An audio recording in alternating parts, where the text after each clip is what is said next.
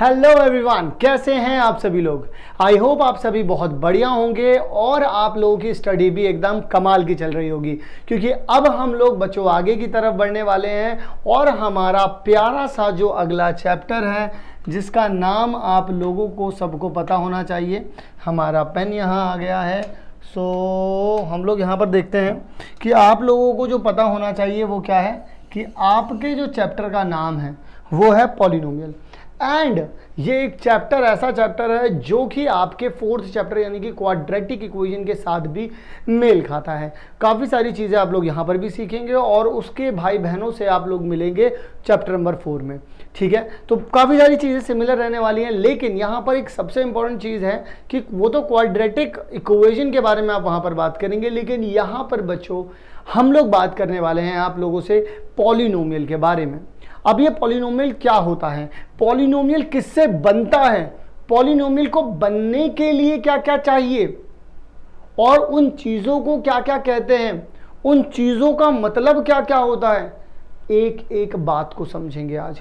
और एक एक बात को समझने के साथ साथ ये बातें भी समझेंगे कि आखिर हम लोग किस तरीके से समझ सकते हैं पॉलिनोमियल का पूरा फॉर्मेशन, कैसे समझ सकते हैं पॉलिनोमियल को, कैसे समझा भी सकते हैं अपने क्लासमेट्स को हो गया, या फिर आपसे वाइवा में कोई टीचर कुछ पूछ लेता है कि भाई बताओ चलो ये क्या होता है। आप हर एक बात यहाँ पर आज तो इस वीडियो को देखने के बाद आप बता पाएंगे। और ज़िंदगी में कभी भी पॉलिनोमियल वर्ड का अगर आप लोग नाम सुनेंगे तो कभी भी ये नहीं बोलेंगे कि मुझे ये नहीं आता। इस बात की गारंटी मैं आप लोगों को यहाँ पर देता हूँ। तो चलिए ज़रा विदाउट वेस्टिंग एनी टाइम हम लोग शुरू करते हैं हमारा चैप्टर पॉलिनोमियल और देखते हैं एक एक करके उन इक्विपमेंट्स को जो हमें, भाई एक युद्ध पे जाते हैं ना, जब क्या होता है सारे हथियार रख लो, बंदूकें रख लो, तलवार रखनी है तलवार रख लो, बजूका रखनी है बजूका रख लो। लेकिन यहाँ पर एक्चुअल में इंपॉर्टेंट क्या है, सबसे पहले वो हथियार, वो इक्विपमेंट्स होने चाहिए उस लड़ाई के लिए।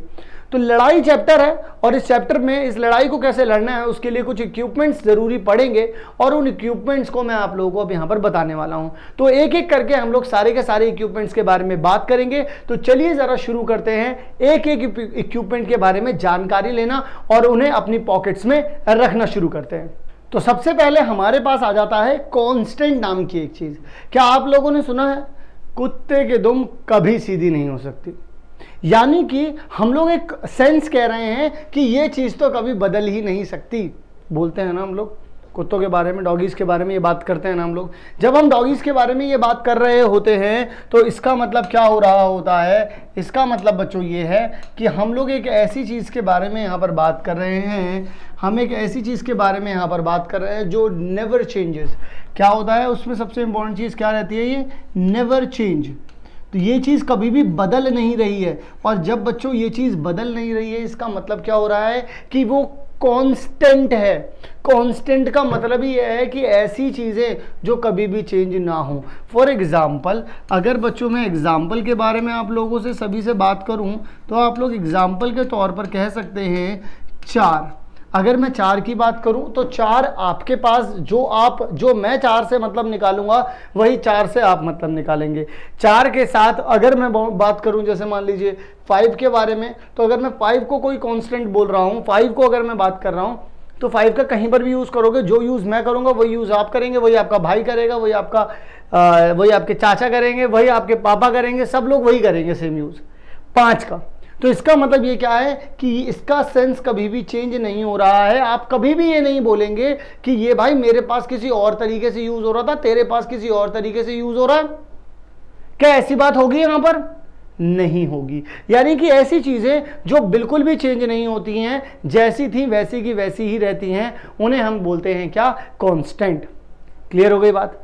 इसी के साथ, इसी कॉन्सेप्ट के साथ आगे की तरफ बढ़ूंगा और बात करूंगा आप लोगों से अगले इक्विपमेंट के बारे में। क्या आप लोगों ने गिरगिट का नाम सुना है? गिरगिट क्या करता है बच्चों? रंग बदलता है। बिल्कुल ऐसे बोलो भाई, बिल्कुल ऐसे रंग बदलता है। क्योंकि अब जरा ध्यान से समझिएगा, जब आप ये कह रहे हैं कि वो रंग बदलता है तो मैं वहीं पर बात करूंगा वेरिएबल। मैं यहां पर किसके बारे में बात कर रहा हूं बच्चों? मैं यहां पर बात कर रहा हूं वेरिएबल के बारे में। और वेरिएबल क्या होता है बच्चों? अपनी स्थिति या अपने रंग को बदलता रहता है। जैसे कि अगर मान लीजिए मैं यहाँ पर x plus Y is equals to में 1 लिख दूं, तो यहाँ पर अलग अलग चीज़ें हो सकती हैं कि भाई मैं अगर x की जगह पे 1/2 लिख दूं और इसकी जगह पर भी क्या लिख दूं 1/2 लिख दूं, तो ये दोनों के दोनों जोड़ने पर एक ही आ जाएगा। या फिर ये मान लीजिए मैं यहाँ पर लिख देता हूँ 1/4 और यहाँ पर लिख देता हूँ 3/4, इन दोनों को जोड़ने पर भी मुझे क्या मिलेगा बच्चों 1 ही मिलेगा। तो इसका मतलब इनकी वैल्यू बदल पा रही है नहीं बदल पा रही है, कभी 1/2 रख दिया, कभी 1/2 3/4 रख दिया। सोचो, तो इसका मतलब यहाँ पर ये जो हमारे पास x होगा, यहाँ पर ये जो हमारे पास y होगा, इसको हम क्या बोलेंगे, जो भी चीज़ें बदलती हैं उनको हम क्या बोलते हैं बच्चों, वेरिएबल। वक्त के साथ जो बदल गया उसको हम क्या कहते हैं, वेरिएबल।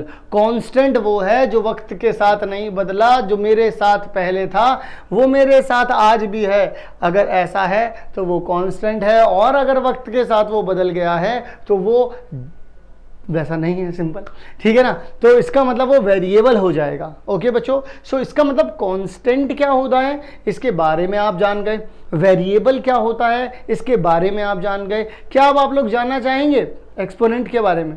एक्सपोनेंट के बारे में जानने से पहले आप लोगों को एक बड़ी ही इंटरेस्टिंग बात बताना चाहता हूँ। वो इंटरेस्टिंग बात क्या है कि जब आप एक्सपोनेंट के बारे में पढ़ते हैं तो ज़रूर से आपको पावर के बारे में भी पढ़ना चाहिए, क्योंकि आप में से बहुत सारे बच्चों के बारे में जब मैं पूछूंगा उनसे, या मैं आप ही से पूछ लेता हूं अभी, क्या आपको क्या लगता है बच्चों, क्या लगता है आपको कि आपके पास अगर एक्सपोनेंट बोला जाए वर्ड, और आप लोगों के पास ही अगर मैं पावर एक वर्ड बोल दूं, तो क्या आप इन दोनों को डिफरेंशिएट कर पाएंगे? क्या आप लोग ये बता पाएंगे कि पावर क्या है और एक्सपोनेंट क्या है? फॉर एग्जाम्पल के तौर पर अगर मैं यहाँ पर इस तरीके से लिख दूँ, तो आप में से मैक्सिमम बच्चे ये बोलेंगे कि ये जो होती है हमारी, ये होती है हमारी पावर, ठीक है। लेकिन एक्चुअल में बच्चों ये जो ऊपर लिखा होता है इसको हम बोलते हैं क्या, एक्सपोनेंट। सच यही है, हालांकि आपके शायद बात डाइजेस्ट ना हो रही हो, लेकिन अगर आप लोग क्लास 8th की बुक उठा करके देखेंगे जिसमें एक्सपोनेंट एंड पावर के बारे में वहां पर बताया गया है, तो वहां पर आप लोग समझ पाएंगे कि एक्चुअल में ये शायद से चैप्टर नंबर 8 है, क्लास 8th का चैप्टर नंबर 8 है ये। वहीं अगर मैं बच्चों बात करूं अब इसके बारे में, तो ये क्या होता है बच्चों, इसके बारे में आप सभी लोग जानते हैं, इसको तो हम लोग बेस ही कहते हैं। तो इसका मतलब सर फिर पावर किसको कहते हैं? अरे भाई पावर किसको बोलेंगे? इसका मतलब पावर जैसी तो कोई चीज़ ही नहीं होगी। रुको ज़रा, तसल्ली करो। जब आप 2 की पावर 3 जब आप ऐसे बोलते हैं ना, तो जब ये पूरी चीज़ लिख देते हैं आप लोग, इसको आप बोलते हैं पावर।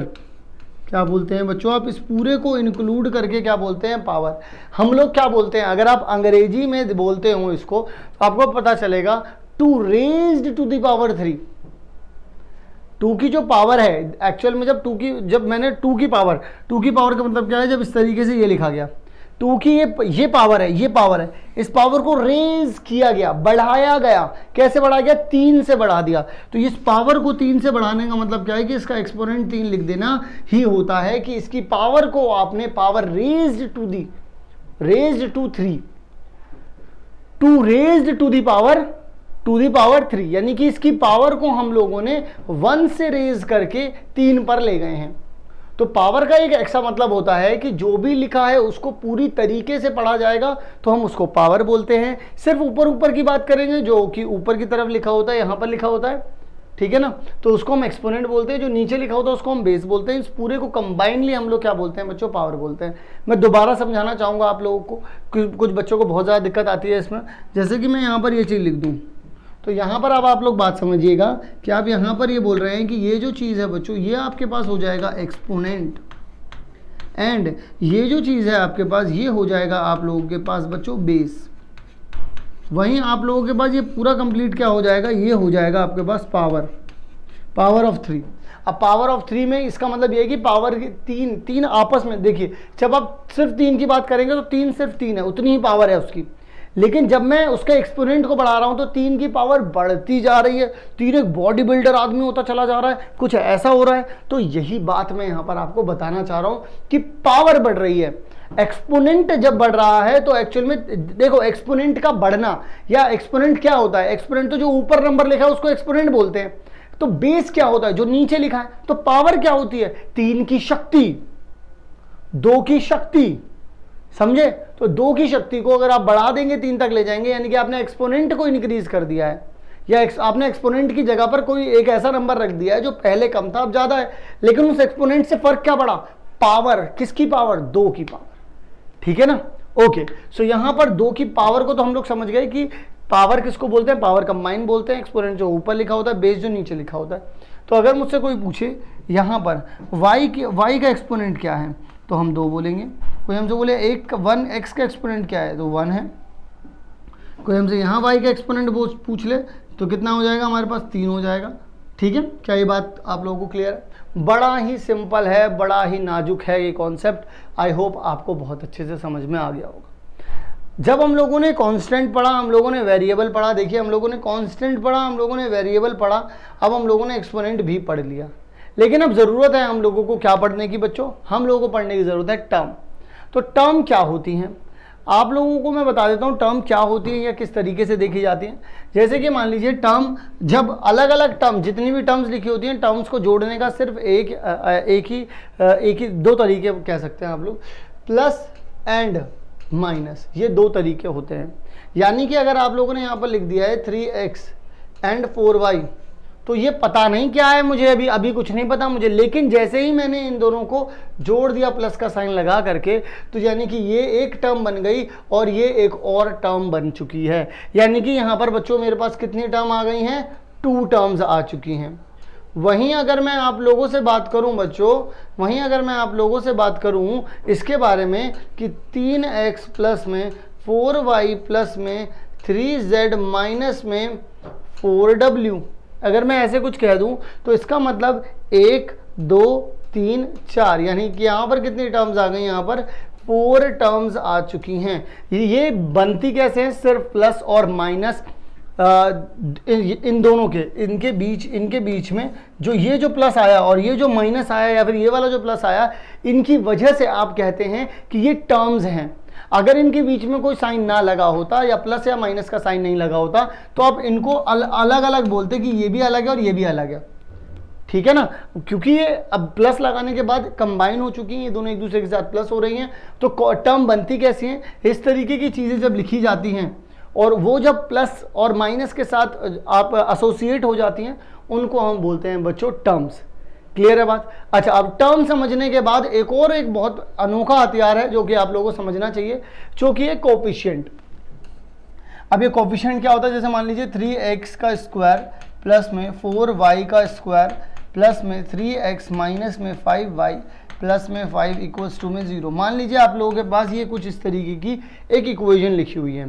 तो मैं आप लोगों को यहाँ पर बताना चाहता हूँ बच्चों कि अगर मैं बोलूँ कि कोफिशिएंट ऑफ, अगर मैं आप लोगों से बोलूँ कोफिशिएंट ऑफ x का स्क्वायर का कोफिशिएंट बता दीजिए। कोफिशिएंट का मतलब होता है जिस किसी भी चीज़ का आप कोफिशिएंट बताते हैं, आप ये बताते हैं कि उसके साथ मल्टीप्लाई में क्या लिखा गया है। यानी कि आप यहाँ पर ये बताएंगे, कोफिशिएंट में आप ये बताएंगे कि एक्स स्क्वायर के साथ क्या लिखा गया है, 3 लिखा गया है। आप अगर बोलना चाहें कि कोफिशिएंट ऑफ वाई स्क्वायर, तो वाई स्क्वायर के साथ क्या लिखा गया है, 4 लिखा गया है मल्टीप्लाई में। आपसे अगर बोला जाए कोफिशिएंट ऑफ एक्स, तो आप क्या बताएंगे, यहाँ पर 3 लिखा गया है यहाँ पर। अगर आप लोगों से बोला जाए कोफिशिएंट ऑफ वाई, तो आप कितना बोलेंगे बच्चों, यहाँ पर -5 लिखा गया है। ठीक है, तो इस तरीके से आप लोग यहाँ पर लिखते हैं। क्या ये बात आप लोगों को क्लियर है? अच्छा, यहाँ पर आप 5 की जगह पर भी कुछ बोल रहे होंगे। वैसे तो आप लोग यहाँ पर बोल सकते हैं कि क्योंकि यहाँ पर अगर x नहीं दे रखा है तो इसका मतलब यहाँ पर क्या है, 1 के साथ मल्टीप्लाई हो रखी है। तो आप अभी तो फिलहाल आप इतना ही बोलिए कि कांस्टेंट टर्म जो है मेरे पास, जो मेरे पास कांस्टेंट टर्म है वो कितनी है, मेरे पास 5 दे रखी है बस। कोफिशिएंट नहीं बोल पाएंगे आप यहाँ पर, किसका कोफिशिएंट बोलेंगे भाई, यहाँ पर तो इसके साथ मल्टीप्लाई में सिर्फ 1 ही है, ठीक है ना। और अगर आप में से कोई ये बोलता है कि भाई मैं तो सर ये लिख दूंगा कि 1 का कोफिशिएंट बता दो मुझे, तो भाई 1 का कोफिशिएंट तो फिर आप यहाँ पर भी बोलोगे कि भाई 1 का कोफिशिएंट यहाँ भी बता दो, 1 का कोफिशिएंट यहाँ भी बता दो, सिर्फ यहीं पे क्यों? लेकिन इन सब में अलग अलग है। इसमें x का स्क्वायर का कोफिशिएंट है, y का स्क्वायर, x का, y का, यहाँ सिर्फ कांस्टेंट है, तो मैंने कांस्टेंट लिख दिया यहाँ पर। आई होप आप लोगों को ये बात समझ में आ गई होगी। इसका मतलब हम लोगों को बातें समझ में कौन कौन सी आ गई, हम लोगों ने अभी तक जो जो चीज़ें पढ़ी हैं एक बार मैं आप लोगों को यहाँ पर लिख करके बता देता हूँ। हम लोगों ने समझा बच्चों कांस्टेंट क्या होता है जो कभी भी किसी के लिए ना बदले, वेरिएबल क्या होता है जो बदल जाए, उसके बाद हम लोगों ने पढ़ा एक्सपोनेंट जो बेस के ऊपर लिखा जाता है, यानी कि क्योंकि यहाँ पर 2 raised to the power 3 लिखा है तो यहाँ पर 3 को हम एक्सपोनेंट बोलेंगे। इसके बाद हम लोगों ने समझा टर्म क्या है, जैसे कि अगर मैं यहाँ पर बोलूँ यहाँ पर कितनी टर्म्स हैं, तो यहाँ पर 5 टर्म्स हैं, 5 टर्म्स, ठीक है। तो यानी कि टर्म को समझा। उसके बाद हम लोगों ने बच्चों समझा कोफिशिएंट को समझा, कोफिशिएंट को समझा। ये 5 ऐसी टर्म्स हैं, अगर हम लोग इनको समझ गए हैं तो अब हम लोग पूरी तरीके से संपूर्ण रूप से तैयार हैं पॉलिनोमियल के हर एक हिस्से को जानने के लिए, पॉलिनोमियल के हर एक उस बात को जानने के लिए जो अब हमारी इस चैप्टर में पूरी तरीके से मदद करेगी। और आप लोगों ने आई होप इसके बारे में 9th क्लास में ही पढ़ा होगा, मे भी कुछ बच्चे इसके बारे में भूल जाते हैं, लेकिन कोई दिक्कत वाली बात नहीं है क्योंकि मैंने आप लोगों को हर एक चीज इसके बारे में बता दी है। अब हम लोग डिस्कस करने वाले हैं कि व्हाट इज पॉलिनोमियल, यानी कि चैप्टर का जो नाम है पॉलिनोमियल्स, उसको समझने के लिए पूरी तरीके से तैयार हैं, पूरी तरीके से आप लोग शस्त्रपूर्ण हैं। तो अब जरा देखते हैं और बात करते हैं कि पॉलिनोमियल किसको कहते हैं। तो आइए जरा देखते हैं।